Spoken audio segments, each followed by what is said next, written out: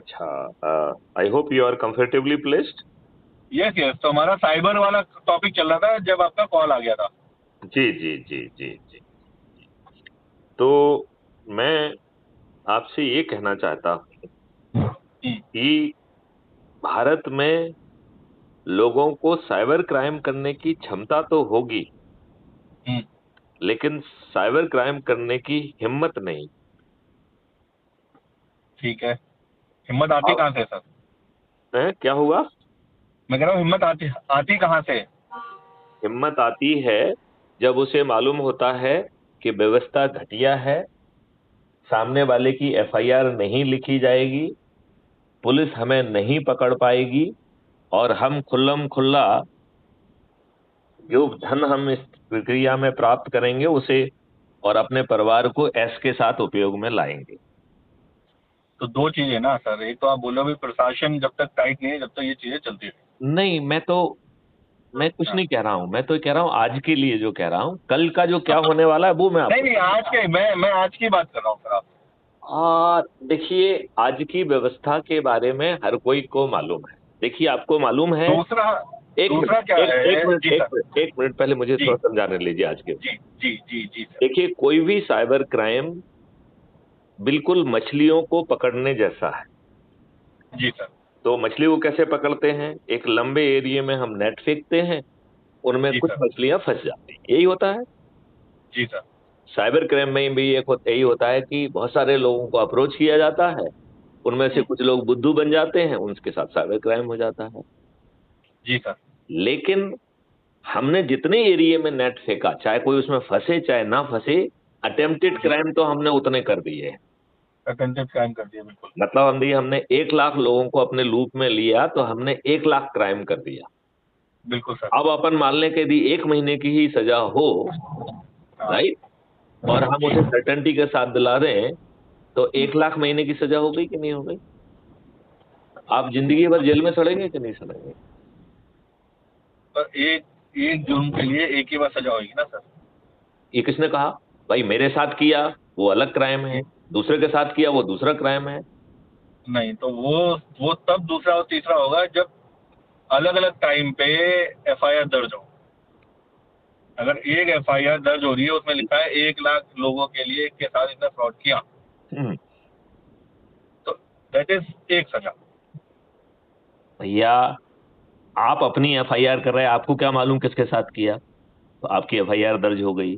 फिर मैं गया हाँ कि सर। मेरे साथ ऐसा हुआ, तो हमारी एफआईआर नहीं, दर्ज हो गई। वो क्लब कोर्ट कौन कर क्या रहा है? कर एक नहीं नहीं, कोर्ट क्लब कर देता है ना। कोर्ट जब क्लब करेगा तब करेगा, अभी तो 1,000 केस अपन सेक्शन उसके एक साथ हो जाएंगे।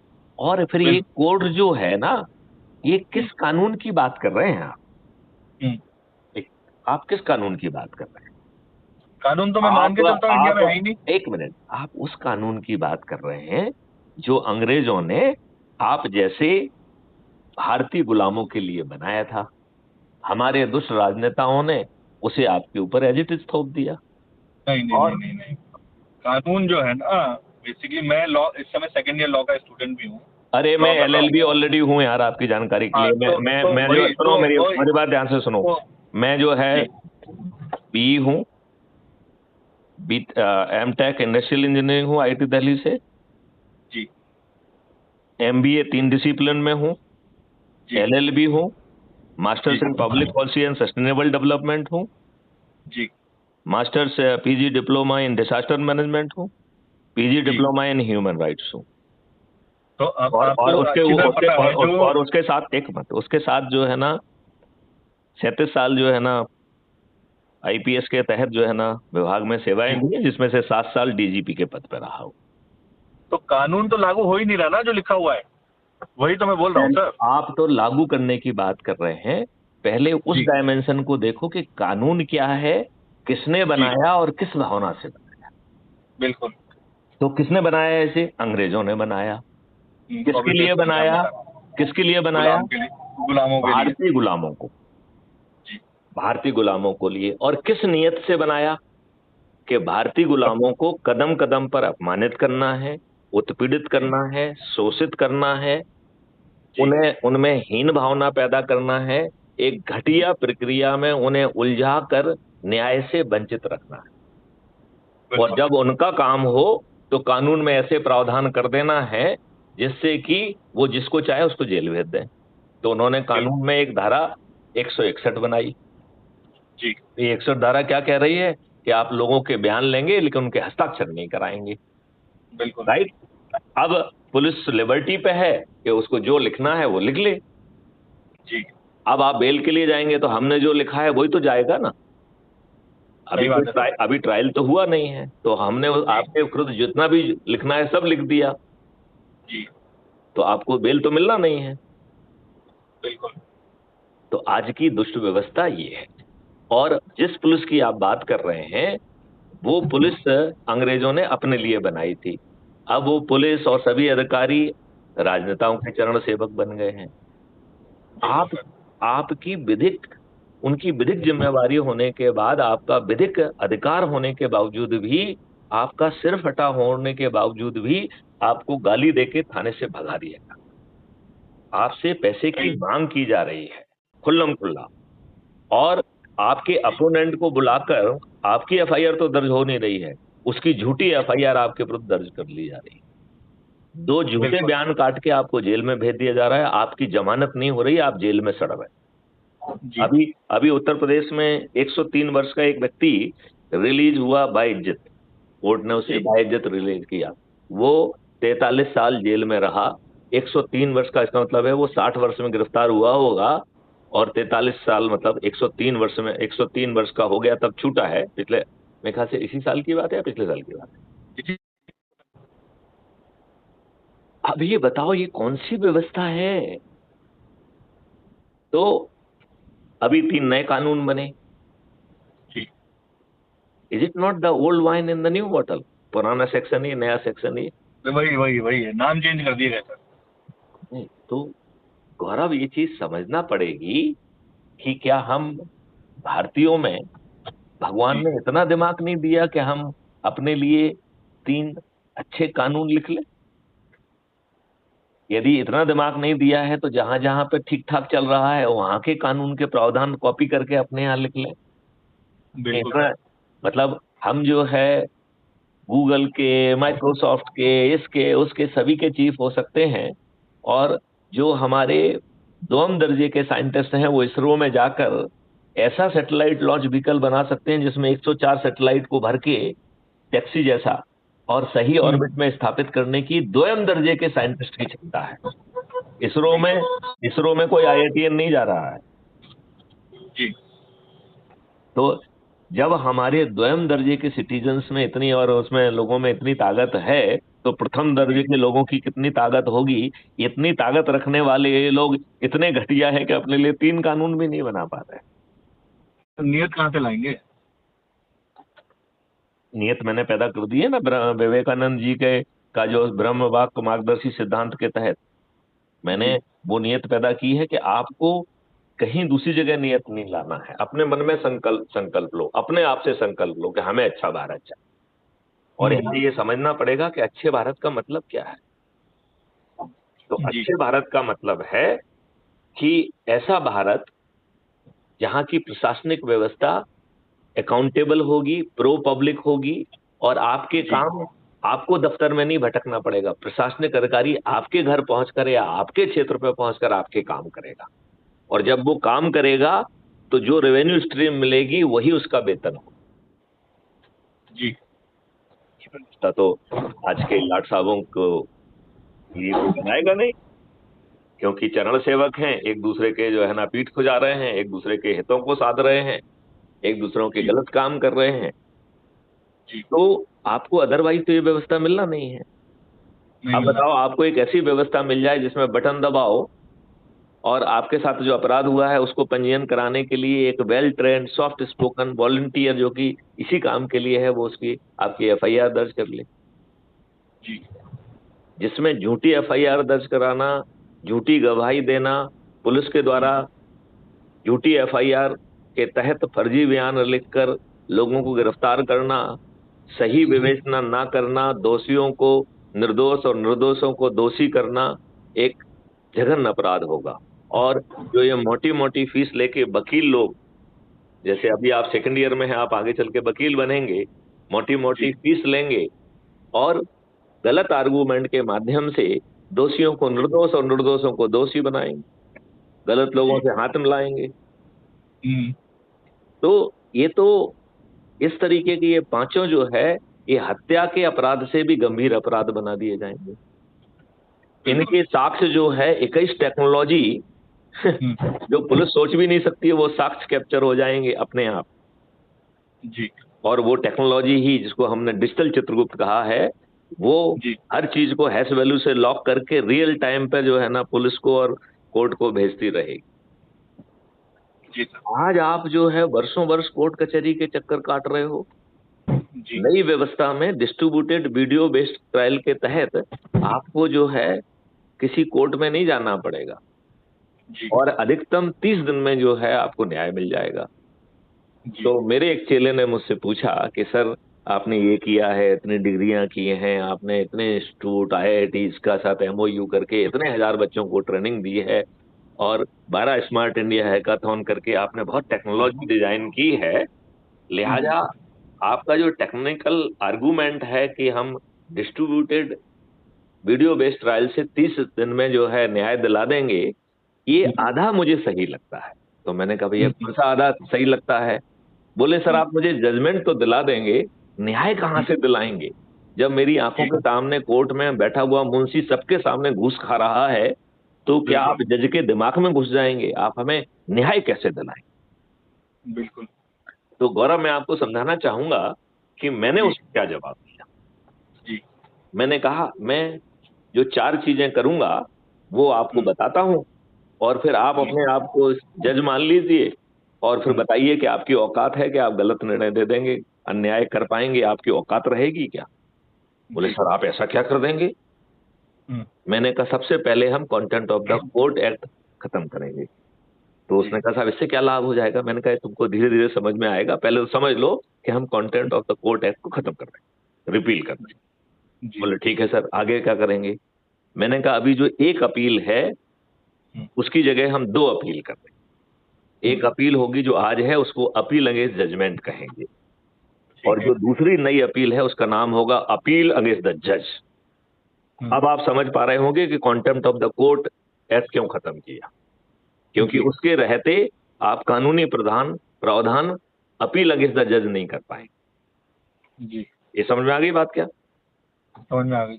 अब इस अपील में जो है प्रावधान होगा कि आप लिखेंगे कि साहब देखिए ये एविडेंस है और जज महोदय ने इसे ठीक ढंग से नहीं समझा या गलत इंटरप्रेट किया, ये दूसरा एविडेंस, ये तीसरा एविडेंस, चौथा एविडेंस, और इन सब एविडेंस के एनालिसिस से ये स्पष्ट हो रहा है कि जज महोदय ने अन्याय किया है जानबूझकर, लिहाजा मैं जज के विरुद्ध अपील प्रेफर करता हूं। जी। इसकी सुनवाई की प्रक्रिया क्या होगी? जो नए भारतीय नागरिक न्याय संहिता में होगी, BNSS में जो दूसरी व्यवस्था होगी वो क्या होगी? उसमें जो है जज महोदय को खुद प्रैक्टिकली कटघरे में खड़ा होना होगा और बड़ी बेंच के सामने उन आर्गूमेंट्स को अपने जजमेंट को डिफेंड करना होगा। अब यदि उसे वो डिफेंड नहीं कर पाएंगे तो डी पैनल हो जाएंगे।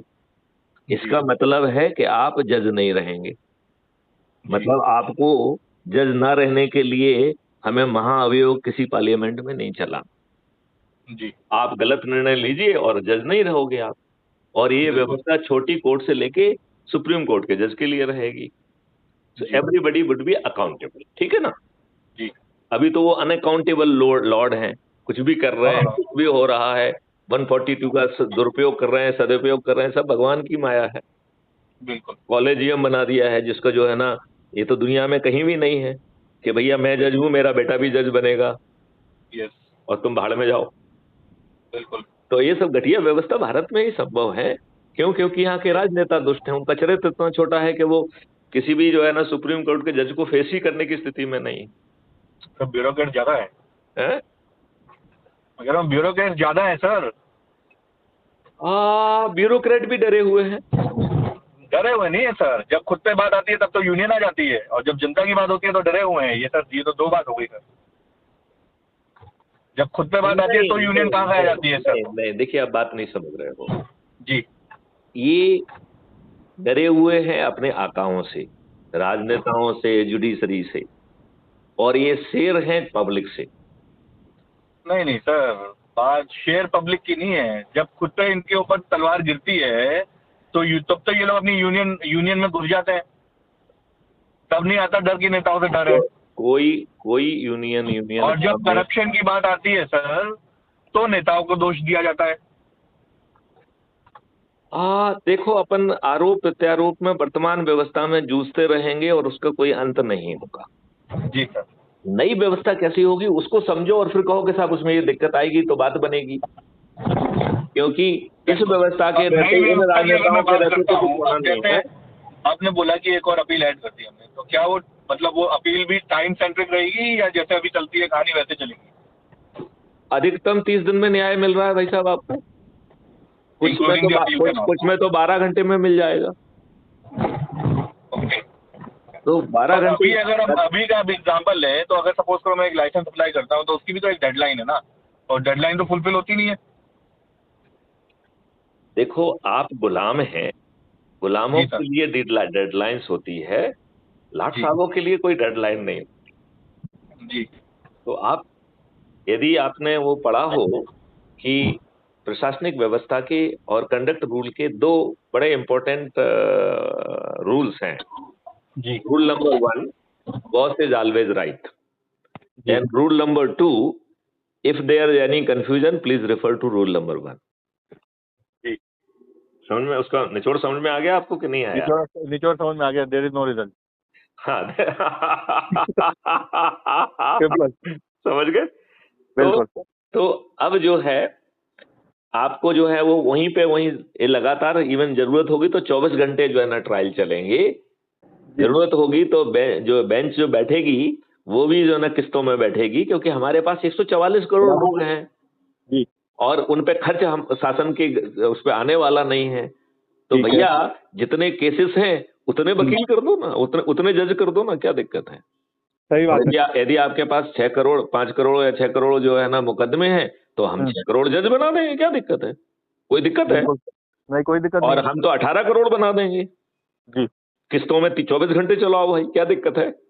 क्यों? क्योंकि जो जज को पैसा मिलेगा, जो फरियादी को भी इसमें पैसा मिलेगा।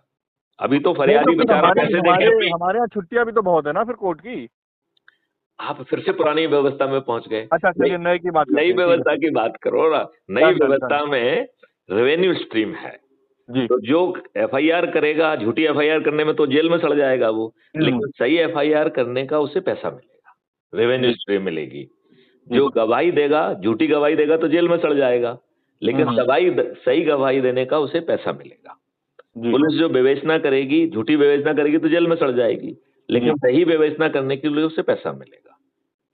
बिल्कुल। जज जो है यदि झूठी न्याय दे देगा या अन्याय करेगा तो वो डी पैनल होके जेल चला जाएगा, लेकिन न्याय करने के लिए उसे भी पैसा मिलेगा। डिफेंस लॉयर को और प्रोसिक्यूशन को भी, इवन डिफेंस लॉयर को भी फरियादी को पैसा नहीं देना होगा जी, राइट। तो जो दोनों पैसे, चाहे डिफेंस लॉयर हो या प्रोसिक्यूशन लॉयर हो, सबके पैसे जो है रेवेन्यू स्ट्रीम के माध्यम से हमारे सिस्टम से मिलेंगे, इवन फॉरेंसिक एक्सपर्ट्स को भी मिलेंगे, राइट। और झूठ कोई बोल नहीं पाएगा। बिल्कुल। और कानून में एक प्रावधान कर दिया जाएगा कि जितना हम पैसा बांटेंगे उसका 2 से मल्टीप्लाई करके अर्थदंड होगा। तो जजेज के जो निर्णय देने के अधिकार में थोड़ा सा परिवर्तन लाएगा। जज केवल आपको इम्प्रिजनमेंट की वो दे सकते हैं, अर्थदंड कैलकुलेटेड होगा। तो आप क्या करोगे कि भैया मेरे से तो जुर्म हुआ है, ये तो सिद्ध हो ही जाएगा, तो आप जो है ना ट्रायल शुरू होने के पहले ही कह दो कि भाई साहब मुझसे गलती हो गई, जो करना वो कर दो, साला जो अर्थदंड तो नहीं लगेगा ना। सही बात है। जितना आप पैसा बांट दोगे उससे 2 से मल्टीप्लाई करके उसको वसूल होना है। बिल्कुल। और 5,000 से लेके 1 करोड़ को बांटने का प्रावधान है। यस। तो आप 50 करोड़ यदि आपने बांट दिए और 200 मल्टीप्लाई करके 100 करोड़ यदि वसूल हो रहे हैं और फिर जो है ना जेल मैनुअल से लेकर हर व्यवस्था बदल जाना है, तो भाई साहब हम मूर्ख थोड़ी है, हम क्या कहेंगे कि भैया गलती हो गई, मैं मान रहा हूं, तुमको जो सजा देना है दे दो। यही कहेंगे कि नहीं कहेंगे कि 100 करोड़ की पेनल्टी भी लगवाएंगे। सही बात है। नहीं नहीं, आप बताओ 100 करोड़ की पेनल्टी लगाएंगे या कहेंगे कि भैया मैं अपनी मुझसे धोखे से हो गया है, मैं लिखित में भी देता हूं कि भविष्य में कभी नहीं करूंगा, लेकिन अब तो ये हो गया है, आपको जो दंड देना दे दो, यही कहेंगे कि नहीं कहेंगे? बिल्कुल बिल्कुल, यही वाला ऑप्शन लेंगे जो समझदार होगा। नहीं होगा तो जेल में सड़ेगा, और साथ में नहीं जो है होगा, ना जेल वो में सड़ेगा। पेनल्टी देगा, वो नहीं दे पाएगा तो उसके बच्चों पे ट्रांसफर होगी वो पेनल्टी, बिल्कुल। भाई संपत्ति ट्रांसफर होगी। इसलिए आपको वसीयत करने का अधिकार खत्म हो जाएगा।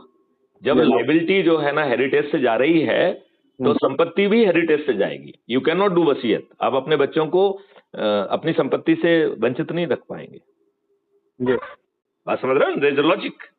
यस यस, बिल्कुल। क्योंकि जब आपने जैसे जिम करिए 100 करोड़ का आपको फाइन लग गया, और आपने अपने जीवन काल में जेल में जो व्यवस्था है उसके तहत 4-5 करोड़ तो वापस कर दिया, तो बचे हुए पैसे का जो लाइबिलिटी किसको ट्रांसफर होगी? आपके बच्चों को। बच्चों को। तो फिर जिन बच्चों को आप हेरिटेज के कारण जो है ना उनका हेरिडिटरी उसके आधार पर आप लाइबिलिटी ट्रांसफर कर रहे हो, उन्हें संपत्ति से कैसे वंचित रख सकते हो? बिल्कुल। तो आप जो है अपनी संपत्ति को जो है ना वसीयत नहीं कर पाएंगे। ये सब छोटे छोटे चीजें हैं, वो होती जाएंगी, वो कोई बड़ी मायने चीज नहीं है, लेकिन मोटी बात समझ लो कि वो जो जज महोदय हैं वो डीपैनल हो जाएंगे। यस। उन्हें गलत निर्णय देने का भारी हर्जाना देना होगा अपने पॉकेट से।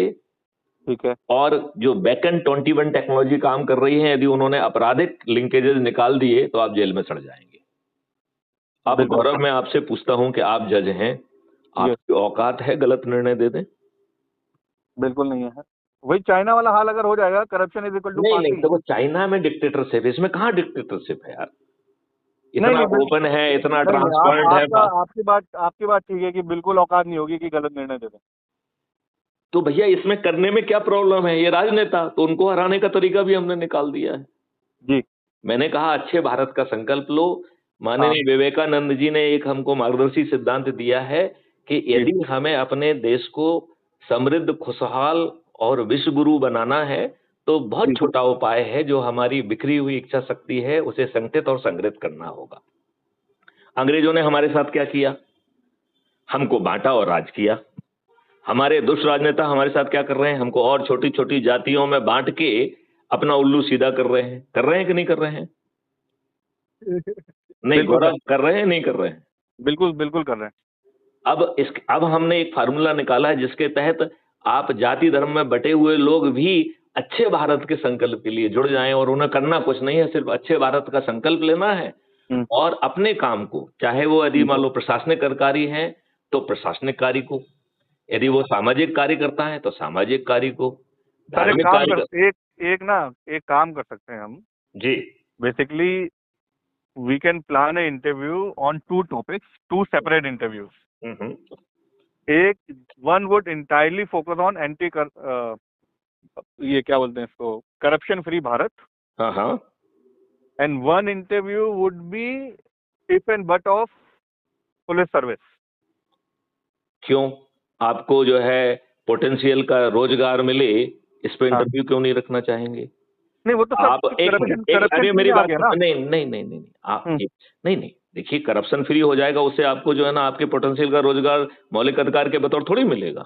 नहीं, सो when I say corruption free Bharat, that means your entire scenario. You mean to say that 5 मौलिक अधिकार और 21 महालक्ष्यों से सुसज्जित अच्छा Bharat, you mean to say that? I mean to say that sir. Okay, plus Gaurav में आपको वो डॉक्यूमेंट शेयर करेंगे, आप अंदर से हिल जाएंगे कि ऐसी व्यवस्था जो है ना जमीन पे सिर्फ 9 दिन में उतर सकती है, यदि आप अच्छे भारत का संकल्प ले सकते हो। और गौरव मैं आपसे पूछना चाहता हूं, यदि आप अच्छे भारत का संकल्प नहीं ले सकते हो तो आपको अच्छा भारत क्यों मिलना चाहिए? बिल्कुल नहीं मिलना चाहिए सर। तो फिर इसी भारत में सड़ो मरो, जेल में जाओ, जो कुछ होना हो। You don't deserve a better India. बिल्कुल बिल्कुल सर। तो मेरा केवल यही, मैं आपको डॉक्यूमेंट शेयर करूंगा और उन डॉक्यूमेंट के बाद आप अपने टॉपिक डिसाइड करो, पहले उनको पढ़ो और फिर डिसाइड करो, फिर मुझे लिस्ट बना के भेजो कि साहब मैं 6 करना चाहूंगा, ये डेट पे करेंगे, ये टाइम स्लॉट है, उसको अपन रिमोटली कर लेंगे। आजकल तो जो है ना बहुत सारे जो है सॉफ्टवेयर हैं जिनके तहत। नहीं, मेरी तो पूरी सीरीज ही सर रिमोट वाली है। ओके, तो उससे कर लेंगे अपन, क्या दिक्कत है? डन है। तो इसको प्रायोरिटी पे किया जाए, और उसके पहले मैं चाहूंगा कि आप इसे समझो और उसका शुरुआत और अंत जो होगा अच्छे भारत के संकल्प से। बिल्कुल। तो हम ये कहेंगे कि जो लोग भी हमें सुन रहे हैं वो जी। कृपया अपनी जगह पे खड़े हों, अपना दाहिना हाथ ऊपर उठाएं और जी। ऐसा ऐसा भारत है क्या चाहिए, तो मैं अच्छे भारत का संकल्प लेता हूं, अपना वीडियो बनाएं और हमें भेज दें। डन है सर। चलिए, तो इस वार्तालाप को यहीं विराम दें। हाँ, तो ये पर मेरे साथ डॉक्यूमेंट शेयर कर लीजिए, फिर मैं उसको पूरा रीड करके फिर प्लान कर लेते हैं सर। फिर आप जो है बेसिकली अपनी सुविधा के हिसाब से आपको जितने उसमें टॉपिक, देखो मैं आपको क्या चाहूंगा वो मैं आपको बता दूं। जी। मैं ये चाहूंगा कि आप जो मैं सजेस्ट कर रहा हूं उसमें छेद खोजो। ठीक है। मैं वो इसलिए चाहूंगा कि हो सकता है क्योंकि मैंने बनाए हैं तो मैं वो छेद नहीं देख पा रहा हूं। यू विल बी ए ठीक है। थर्ड पर्सन, आपको वो छेद दिखाई देंगे। अच्छा, दूसरी बिल्कुल। बात है आप रोज जूझ रहे हो। मैथिली जी। शरण की तो पूरी जिंदगी लाट साहब बन के निकल गई है। तो मेरा सर मेरा एक वो भी क्वेश्चन है सर, 7 साल आप डीजीपी रहे तो आपने क्या चेंजेस किए सर? वो भी बता देंगे। जी। जहां रहा हूं वहां परिवर्तन हो गया है। ठीक है सर। वहां परिवर्तन हो गया है। जी जी जी। जब मैं गुना एसपी था, यदि मैं जी सर। किसी छुट्टी पे या किसी शासकीय कार्य से बाहर हूं तो जी। लोग बाग जो है एडिशनल एसपी को अपनी शिकायत देके नहीं जाते थे, 3-3 दिन वहां बाहर पड़े रहते थे। तो अच्छा। मिसेज गुप्ता को जो है ना इतना वो लगता था कि यार आप आदमी पड़े हुए हैं, तो उन्होंने वहाँ टेंट लगवाया, वहाँ पानी की व्यवस्था की। और फिर वो ओके। एडिशनल एसपी को खबर करती थी कि भैया इनको आके सुनो, ये बेड लेटे ले वो हुए हैं। अब जी एडिशनल जी। एसपी आके उनसे मिलता था कि भैया क्या प्रॉब्लम है, मुझे दे दो, साहब आएंगे मैं उनको पेश कर दूंगा। बोले जी। नहीं नहीं नहीं, 4 दिन 5 दिन 8 दिन जितने भी लगे भाई हम तो मिलके ही जाएंगे। ओके। तो इतनी आस्था पैदा करना, यदि गुना के लोग इतने 30 सालों के बाद भी आपको आज याद कर रहे हैं जी। तो कुछ ना कुछ तो उन्होंने पाया है। बिल्कुल बिल्कुल 100% एग्री करता हूँ सर। हाँ, तो आपको जितने भी चुभने वाले प्रश्न आपको समझ में आते हैं, इंक्लूडिंग ये कि आप जब सेवा में थे तब क्या उखाड़ा, जब मैं सेवा में था बहुत उखाड़ा, यहाँ तक कि क्राइम फ्री भारत मिशन को भारत सरकार से अनुमोदित करा दिया। इससे ज्यादा और क्या हो सकता है। आज की डेट में national police mission for crime free Bharat is a government of India का नेशनल पुलिस मिशन है, जिसका चीफ नोडल ऑफिसर मैं ही हूं। ओके। नहीं, लेकिन नियत नहीं है, आप उससे चिंतित मत होइए। फायदा ज्यादा जो है ना उसमें खुश होने की जरूरत नहीं है, क्योंकि सरकार को ऐसी कोई नियत नहीं है कि वो मैथिली शरण गुप्त की नहीं नहीं, माध्यम वो से। तो सर वो तो मैंने सर पहले ही बोल दिया ना कि नियत कहाँ से लाएंगे। हाँ, तो हम नियत क्या, हम तो उनका भविष्य ही अंधकारमय कर देंगे। बिल्कुल। राजनेता करोड़ों जी। रुपए खर्च करने के बाद हार जाएंगे। बिल्कुल। अच्छे भारत का संकल्प लेके जो अपने आप को 6 मेरिट लिस्ट में बना लाएगा, वो जी। उसे टिकट के लिए किसी के दरवाजे में नहीं जाना पड़ेगा। ऐप बताएगा कि साहब ये नंबर 1 है, और मैथिली शरण गुप्त उसके टिकट के या मैथिली शरण गुप्त का कोई प्रतिनिधि उसके घर पे पहुंच के उसे चंद्रगुप्त का सर्टिफिकेट और टिकट देगा। ये राजनेता करोड़ों रुपए खर्च करके हारेंगे, जी। राइट। ये दारू बांटेंगे, साड़ी बांटेंगे, पैसे बांटेंगे, मुर्गे बांटेंगे, इसके बावजूद भी हारेंगे। और जी। हमारा चंद्रगुप्त ना किसी के यहाँ टिकट मांगने जाएगा और ना किसी के यहाँ वोट मांगने जाएगा, और 100% जीतेगा। ये क्वेश्चन भी पूछ लेना आप, कैसे जीतेगा। तो सर हमने रजिस्टर करा लिया अपनी पार्टी। हाँ, रजिस्टर्ड पार्टी है, बिना रजिस्ट्रेशन के काम थोड़ी होता है, जमाने से काम थोड़ी चलता है। बिल्कुल। लेकिन ये ऐसी पॉलिटिकल पार्टी है जिसे कोई निर्णय लेने का, इसका नेशनल प्रेसिडेंट मैं ही हूँ। ये पार्टी मैंने ही बनाई। जी sir. I am the president, मैंने ही पार्टी जी। बनाई है। लेकिन बहुत इस पार्टी के संविधान में तो सभी निर्णय लेने के अधिकार हैं, लेकिन जी, जी। मैंने उन सब अधिकारों को त्याग दिया है।